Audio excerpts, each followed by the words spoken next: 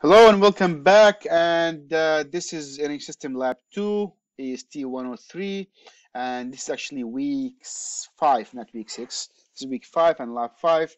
And this week we will wire 3 zones hot water system using a zone valve switching relay.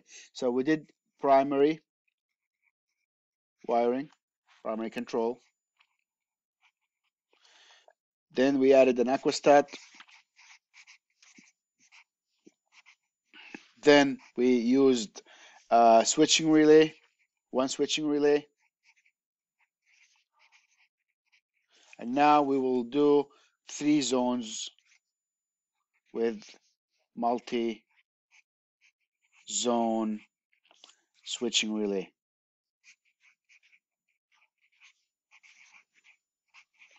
So this is going to be the next level, and this is multi-circulator zones, and we can zone using 2 things. We can zone using zone valves. How to zone? How to zone? We can, first method is using zone valves. So zone valves will use one big circulator and divide the water. So every relay or every thermostat will control the operation of one zone valve. Or you can zone using circulators, using circulator.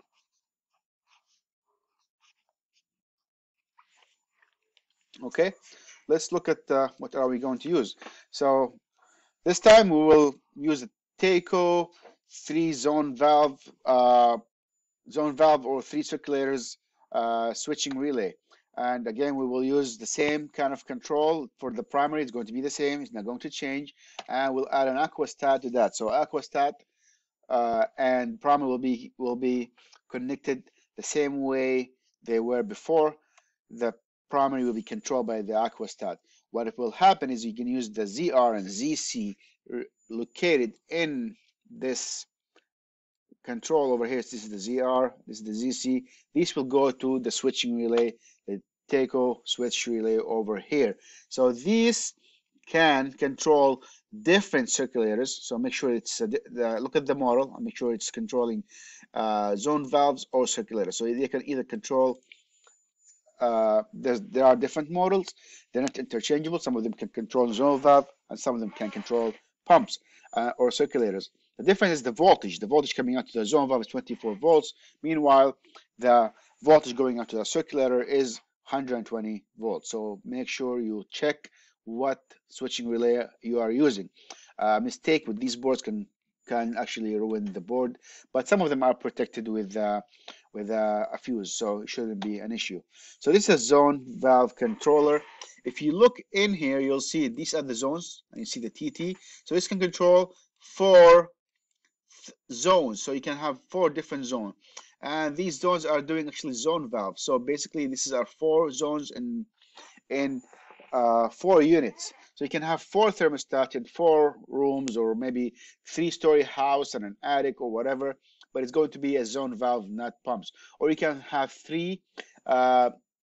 3-story building and a hot water tank.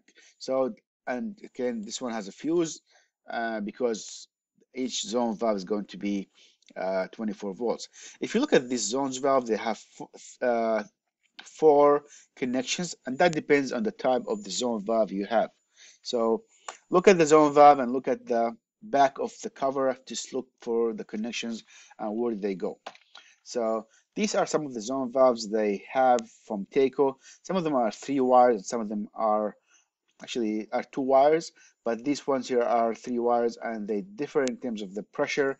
They are the pressure between them and the product. And if you look on top here, you'll see a little schematic that tells you which goes where, which wire goes where in the zone valve.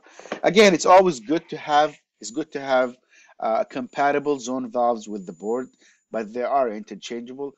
But sometimes you'll go to the site and you will see very old, obsolete control, and you try to mix and match, see what work with that. So that being said, you have to kind of improvise and see how can you connect new equipment with old ones, and sometimes it might be better for you just to change the whole control system. And if you look, this one is a threaded large valve, and this is a little bit larger, and this is smaller. So some of them have to be welded, and some of them can be connected. Mostly, these valves are designed that you do not have to change the connection. You only change the top. So this top here is a twist off. You twist it off and you pull it, and it should come out, and you can change it. This little lever here is how you open it manually. So let's say this valve failed, the motor or the solenoid inside failed. How do you want to change that? How do you want to have it adapted? Actually, let me try to get a valve and see if I can so I brought some zone valves here. Try to see. Hopefully you can see this closely over here. And let me make it bigger. Okay, awesome. So look, this is the zone valve here, and this is the take zone valve. You can twist it off and take out the solenoid. The solenoid here actually it pushes up and down to open and close. And if you turn this lever on, you can feel this actually opening the valve manually. So there's a lever in here, and this is the solenoid, which should activate and push on this valve. So you push, and it's supposed to close and open this valve. So, and this has to be soldered on.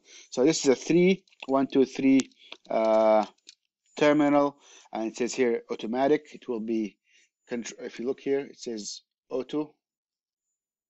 Hopefully you can see it. And this says open, so you can open it, leave it open the whole time as an override. So this is one type of zone valve, and again, it's a 3-wire. This is another old-fashioned take-off valve, and if you look here, it has an end switch, and it has a two-way 24 valve, and oh, this actually one can be charged. I don't know. It's very old-fashioned, and again, you can take this off and change the control. This doesn't look really that reliable. I haven't seen this in the field for a while, but this is one of the zone valves. These different fashion zone valves, which actually I think they are 4 wires. So the end switch purpose is to stop the motor from turning. It tells it, okay, it has been activated, has been done the job. So this is the solenoid here. These are the wires going to the solenoid, which will open and push through this spring and open the valve. And this basically here shows you that this action has been completed. So this is a 4-wire valve, which is different than the 3-wire valve. Okay, I hope that was helpful to look at these valves, and they come in again in different designs. Okay, moving on. This I think this schematic is aimed to be for this part, but probably get copied into my entire screen, which is fine. Let me fix that. I will pause.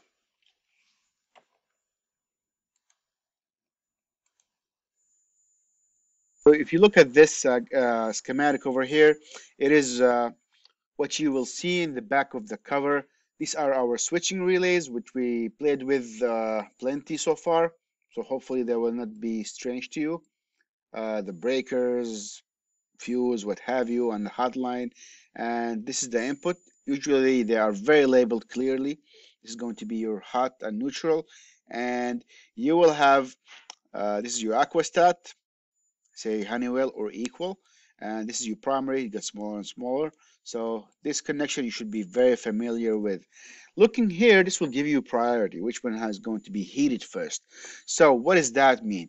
So if this calls for heat, it gets heated first. Until this is satisfied, none of this will get heat. So you can have this option on and off to have things as high priority. Usually we keep the high priority either for maybe the first floor, sometimes just the hot water tank, but it gives you an option to have to have priority for one zone over the other.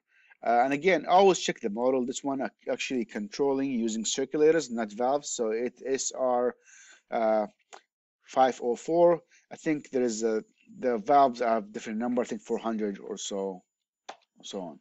So there's a video from Takeo that I'm going to post and on the Blackboard, so you can watch. The video gives you all the options of the connection that you can get from Takeo's own valves. So hope you enjoyed the lab, and I will see you there. And it's going to be very similar to what we did before. We're just adding more zones, and I hope you get the idea of control and relay, sensor and logic, then action. The sensor here is the thermostat, the control is the logic, then the action is the output of turning on and off a valve. Thank you very much, and I'll see you soon.